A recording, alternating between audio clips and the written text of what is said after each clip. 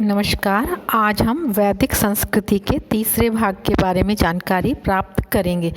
इसमें हम वेदों में वर्णित राजनीतिक क्या स्थिति थी उसके बारे में जानकारी प्राप्त करेंगे। ऋग्वैदिक काल में जो आर्य लोग थे वे पश्चिम में पूर्वी अफगानिस्तान से पूर्व में यमुना नदी तक और उत्तर में कश्मीर एवं हिमालय की तलहटी से दक्षिण में आधुनिक सिंध एवं राजस्थान के उत्तरी भूभाग तक तथा दक्षिण पूर्व में पूर्वी राजस्थान एवं यमुना और विंध्य पर्वतमाला के बीच के क्षेत्र में बस चुके थे। इन संपूर्ण क्षेत्र में बसते हुए भी आर्य एक राजनीतिक इकाई के रूप में नहीं थे, बल्कि ये अनेक जनों में विभक्त थे। प्रत्येक जन का एक नेता होता था। अनेक छोटे बड़े भूखंड में ये विभाजित थे और आर्येतर जातियों के साथ यह आपस में निरंतर युद्धरत रहा करते थे। हमें ऋग्वेद में प्रायः 20-21 जनों का उल्लेख मिलता है, जिनमें भरत, मत्स्य, यदु, पुरु आदि विशेष प्रसिद्ध हैं। ऐसा अनुमान है कि आर्यों के ये जन सर्वोच्च सत्ता की स्थापना के लिए आपस में लड़ते रहते थे। ऋग्वेद में हमें 10 राजाओं के युद्ध की जानकारी मिलती है। भारतवंश के राजा सुदाश ने विश्वामित्र को अपने पुरोहित पद से हटाकर वशिष्ठ को पुरोहित बनाया और यही बात इस युद्ध का कारण बन गई। विश्वामित्र के नेतृत्व में पुरुवंश के आर्यजनों ने राजा सुदास के विरुद्ध एक संघ बनाया और दोनों पक्षों में परुष्णी, जिसे कि आज रावी कहा जाता है, के तट पर युद्ध हुआ। इसमें सुदास विजयी रहा। इस युद्ध में 2 पक्ष बन गए थे। बहुत से लोगों ने एक पक्ष का साथ दिया और दूसरे ने सुदास का साथ दिया। आर्यों को अनार्यों से भी संघर्ष करना पड़ता था। अनार्य राजा भेद के नेतृत्व में कई लोगों ने यमुना तट पर सुदास से युद्ध लड़ा, जिसमें राजा सुदास विजयी रहा। उत्तर वैदिक काल में आर्यों ने सप्त सिंधु क्षेत्र से भारत के पूर्वी और दक्षिणी क्षेत्रों की ओर बढ़ना शुरू किया। जैसे जैसे वे आगे बढ़ते गए, वे अनार्यों को खदेड़कर अपनी बस्तियां स्थापित करते गए। धीरे धीरे गंगा यमुना का दोआब आर्य सभ्यता और संस्कृति का केंद्र बन गया और ऋग्वैदिक काल के जो आर्यों के केंद्र थे, पंजाब और उत्तर पश्चिम क्षेत्र, उनका महत्व घट गया। शतपथ और ऐत्रेय ब्राह्मण से इस कथन की पुष्टि होती है। आर्यों ने विंध्याचल के सघन दुर्गम वनों को पदाक्रांत कर दक्षिण में गोदावरी के उत्तर तक शक्तिशाली राज्यों की आधारशिला रखी। दक्षिण भारत में वैदिक सभ्यता के प्रसार में ऋषि अगस्त्य तथा परशुराम जी की भूमिकाएं अत्यधिक महत्वपूर्ण रही। दक्षिण भारत के संपूर्ण आर्यीकरण का काम काफ़ी बाद में हो पाया था। शतपथ ब्राह्मण से हमें प्रतीत होता है कि आर्य सीमावर्ती सागरों से भी परिचित थे। ऐत्रेय आरण्यक के अनुसार आर्य उत्तर में बंग तक के प्रदेशों से परिचित थे। उपनिषदों में पूर्वी भारत के मिथिला राज्य का बार बार उल्लेख हुआ है। जहाँ तक पश्चिमी भारत का प्रश्न है, आर्यों ने असंख्य ग्रामों की स्थापना कर ली थी और समय के साथ साथ ये असंख्य ग्राम बड़े नगरों में विकसित हो गए थे। उत्तर वैदिक काल में जो ऋग्वैदिक काल के प्रसिद्ध पंचजन थे, पुरु, अनु, यदु, तुर्वुश, यमद्रुह्यु, वे अपना गौरव खो चुके थे और नए बड़े बड़े जन स्थापित हो गए थे। जैसे पुरु और भरत जन संयुक्त हो गए थे और कुरु नाम से संयुक्त हो गए थे। कालांतर में कुरु और पांचाल मैत्री बंधन में बंध गए और एक प्रमुख राजनीतिक शक्ति के रूप में उभर कर सामने आए। कुरु राज्य में आधुनिक थानेश्वर, दिल्ली, गंगा यमुना दोआब का उत्तरी भूभाग सम्मिलित था। कुरु वंश में जावाली, जन्मेजय, परीक्षित आदि महान शासक हुए। इसी काल में विदेह का राज्य भी काफ़ी प्रसिद्ध हुआ। ब्राह्मण ग्रंथों में एवं उपनिषदों में विदेह के राजा जनक को सम्राट के नाम से पुकारा गया है। इस युग के अन्य महत्वपूर्ण जनपद थे गांधार, कैकेय, मद्र, काशी, अवंती, मूलक, कौशल आदि। मगध और अंग भी शक्तिशाली राज्य थे, परंतु अभी वे आर्यों के राजनीतिक नियंत्रण में नहीं आए थे। यही कारण है कि वैदिक साहित्य में इन आर्यों के लिए, इन राज्यों के लिए कटु शब्दों का प्रयोग किया गया है। अब हम देखते हैं इनका राजनीतिक संगठन किस प्रकार था। वैदिक काल में आर्यों के राजनीतिक संगठन की मूल इकाई ग्रह अथवा कुटुंब थी। कुटुंब से बड़ी इकाई ग्राम होती थी, जिसमें कई कुटुंब होते थे। ग्राम के अधिकारी को ग्रामणी कहते थे। कई ग्रामों के समूह से विश नामक इकाई बनती थी। यही विश आजकल की तहसील के समान रही होगी। विश के अधिकारी को विशपति कहा जाता था। कई विश मिलकर जन बनाते थे। जन का अधिकारी गोप अथवा रक्षक कहलाता था। प्रायः राजा ही जन का प्रधान अर्थात गोप होता था। जन से बड़ी इकाई राष्ट्र होती थी। आसपास के राजाओं को अधीन करके सम्राट पदवी धारण करने वाला राष्ट्र का प्रधान होता था और उसकी अधीनता में जनों के विभिन्न राजा लोग शासन करते थे। प्रारंभ में ऋग्वेद काल में जन बहुत छोटे और अस्थिर थे, जबकि राज्य संस्था के विकास के लिए आवश्यक था कि ये जन किसी निश्चित प्रदेश में स्थायी रूप से बसें। उत्तर वैदिक काल के अंत तक इन आर्य जनों में स्थिरता आ गई थी और वे स्थायी रूप से क्षेत्र विशेष में बसने लगे थे। तब वे जनपद कहलाने लगे थे और जनपद का स्वामी राजा कहलाने लगा था। ऋग्वैदिक काल की शासन व्यवस्था साधारणतः राजतांत्रिक थी, क्योंकि ऋग्वेद में राजन शब्द का बार बार प्रयोग मिलता है। सामान्यतः वंशानुगत राज्याधिकार की परंपरा थी, अर्थात राजा की मृत्यु के बाद उसका ज्येष्ठ पुत्र अथवा भाई राजा बनता था, परंतु राज्याभिषेक के पूर्व जनता की स्वीकृति लेनी होती थी।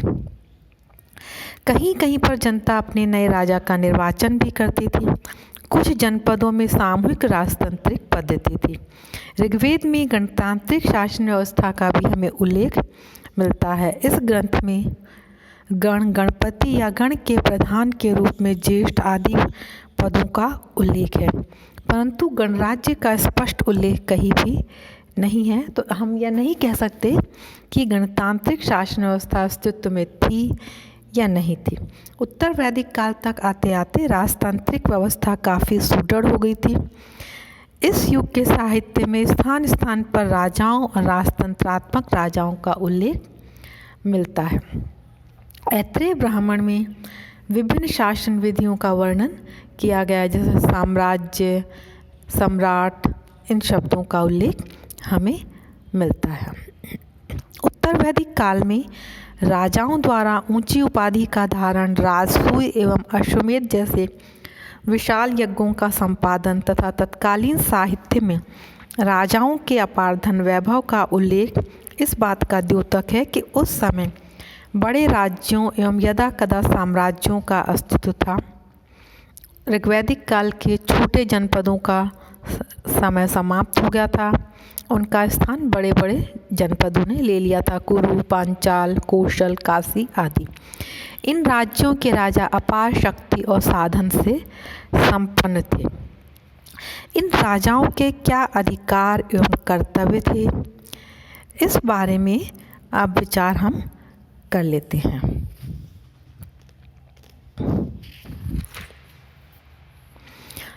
चूँकि ऋग्वैदिक काल में अधिकांश राज्य छोटे थे, परंतु राजाओं के अधिकार और सम्मान में किसी प्रकार की कमी नहीं होती थी।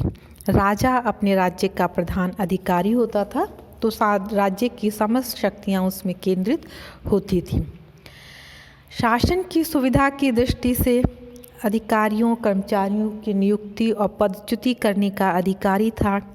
न्याय के क्षेत्र में वह सर्वोच्च न्यायाधीश होता था, अंतिम अपील की सुनवाई करता था। राजा के अधिकारों पर कोई कानूनी अंकुश नहीं होता था, परंतु व्यवहारिकता में उसे अपने कर्तव्यों का पालन करना पड़ता था। अधिकारियों से विचार विमर्श करने के बाद शासन संबंधी नीतियां तय करनी पड़ती थी और जन समितियों के विचारों का सम्मान करना पड़ता था। राजा के प्रमुख कर्तव्य थे प्रजा के जीवन और संपत्ति की रक्षा करना, बाहरी आक्रमणों से राज्य की सुरक्षा करना, अपने राज्य के विस्तार के लिए दूसरे राज्यों और अनार्यों से युद्ध करना, शांति काल में यज्ञों का अनुष्ठान करना, अपनी प्रजा की भौतिक एवं आध्यात्मिक उन्नति में सहयोग देना, गुप्तचर व्यवस्था का संचालन करना, अपराधियों को दंड देना, विद्वानों तथा साधु सन्यासियों का आदर करना तथा उन्हें आर्थिक सहायता देना। यद्यपि उस युग में राजा को भूमि का स्वामी नहीं माना जाता था, फिर भी प्रजा राजा की आज्ञाओं का पालन करती थी और राजा को नियमित रूप से कर, जिसे कि बलि कहा जाता था, देती थी। उत्तर वैदिक काल में बड़े बड़े राज्यों के निर्माण के फलस्वरूप राजा की प्रतिष्ठा, संपत्ति तथा सत्ता का विकास हुआ। अब राजा को चुनने की प्रथा लगभग समाप्त हो गई और वंशानुगत राजाओं की परंपरा प्रतिष्ठित हो गई। राजा की दैवी उत्पत्ति का सिद्धांत अधिक लोकप्रिय बन गया। इसके परिणाम स्वरूप उसके अधिकारों में पहले की अपेक्षा काफ़ी वृद्धि होती गई। परंतु राजा जो है वो निरंकुश नहीं था, क्योंकि संपूर्ण वैदिक साहित्य में क्रूर, अत्याचारी और निरंकुश राजा की घोर निंदा की गई है। अतः राजा को अपने कर्तव्य पर पूरा ध्यान देना पड़ता था। राजा को अपनी प्रजा से उत्तर वैदिक काल में भी कर वसूल करने का अधिकार था। राजा द्वारा वसूल किए जाने वाले कर की सीमा व्यक्ति की कुल आय का लगभग 1/6 भाग के लगभग होती थी। इस युग में बड़े बड़े यज्ञ, राजसूय, अश्वमेध आदि के बढ़ जाने से ब्राह्मणों का महत्व बढ़ गया और इन यज्ञों के कारण प्रजा पर करों का बोझ बढ़ने लगा। विद्वानों ने राजाओं पर इस काल में यह भी आरोप लगाया है कि वे अपने उत्तरदायित्व से विमुख होकर व्यक्तिगत भोग विलास को अधिक महत्व देने लगे थे। लेकिन इस तरह की बातें सभी राजाओं पर लागू नहीं होती थी। राजा की सहायता के लिए पदाधिकारी भी होते थे। इनमें पुरोहित, सेनापति और ग्रामणी आदि होता था। पुरोहित राजा का पथ प्रदर्शक होता था, सेनापति सेना का प्रधान होता था और ग्रामणी जो है गांव का सैनिक एवं असैनिक अधिकारी होता था। उत्तर वैदिक काल में बड़े राज्यों के निर्माण से शासन संबंधी कार्य बढ़ गए तो अधिकारियों की संख्या में भी वृद्धि हो गई। अब जो है इन 3 के अतिरिक्त युवराज, महिषी, सूत जो कि राजा का सारथी होता था, प्रतिहारी, कोषाध्यक्ष, कर संग्रहकर्ता, दूत कीड़ा का प्रधान जिसे अक्षवाप कहा जाता था, राजा का मित्र, ये सब भी अधिकारी हो गए थे। इन अधिकारियों को रत्नी कहा जाता था। ये सभी अधिकारी राजा के प्रति उत्तरदायी होते थे और राजा पर ही निर्भर होते थे। इससे एक बात स्पष्ट होती है कि राजा चाहे कितना ही शक्तिशाली क्यों न हो, उसके लिए अपने अधिकारियों का सहयोग एवं अनुमोदन प्राप्त करना आवश्यक था। दूसरी बात, राजा के इन अधिकारियों में महिषी का उल्लेख राजनीति एवं प्रशासन में रानी के महत्व का द्योतक है। अब हम ऋग्वैदिक काल की 2 महत्वपूर्ण संस्थाएं सभा और समिति का उल्लेख करते हैं। सभा और समिति का महत्वपूर्ण स्थान था और वे प्रशासन का आवश्यक अंग थी।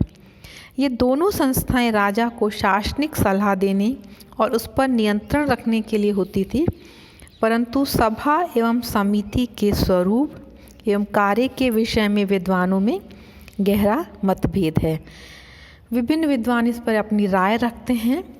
हम उस पर नहीं जाकर उनका सार जो है वो आपको बताते हैं। वो सार ऐसा है कि समिति आर्यों की एक बड़े आकार की जनसभा रही होगी और सभा जो है एक छोटे आकार की परिषद रही होगी। इन दोनों संस्थाओं के अधिकारों एवं कार्य क्षेत्रों की अलग अलग व्याख्या के बारे में कुछ नहीं कहा जा सकता। राजा को समय समय पर इन संस्थाओं में उपस्थित होना पड़ता था। ऋग्वैदिक काल में ये संस्थाएं काफ़ी सबल थी। उन्हें राजा को पदच्युत और निर्वासित करने का भी अधिकार होता था।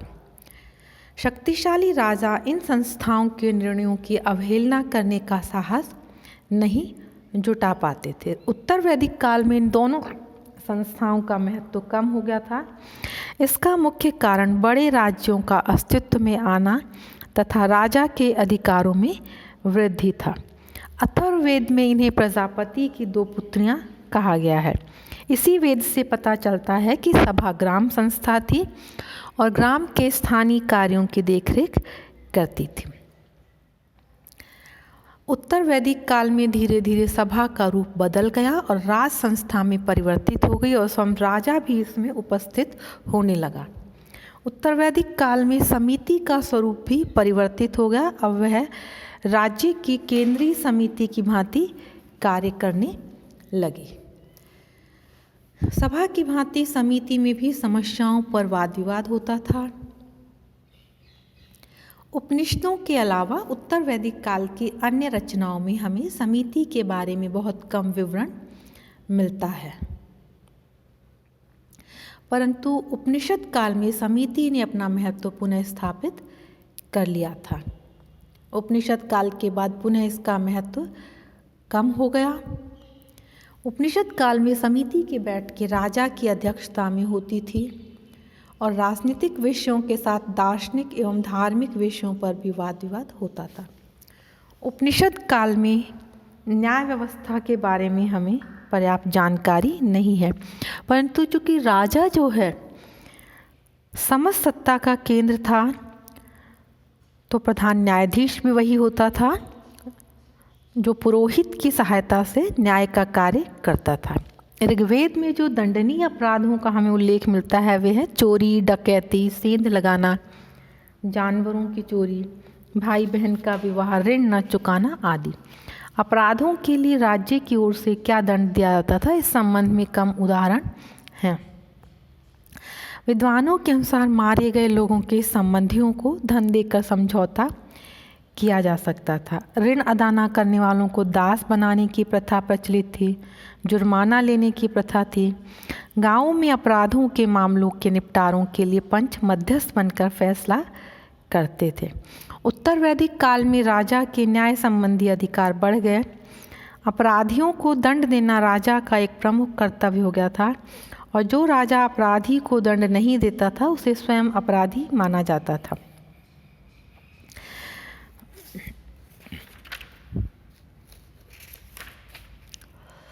न्याय प्रदान करने के लिए राजा न्यायाधीशों की नियुक्ति करता था।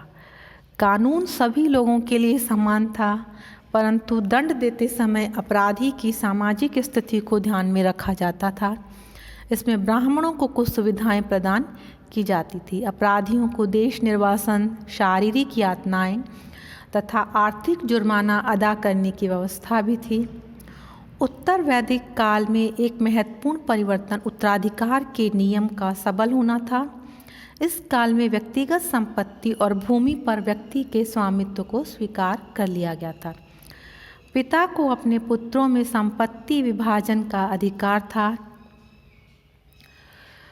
परंतु स्त्रियों का संपत्ति पर किसी प्रकार का अधिकार नहीं था।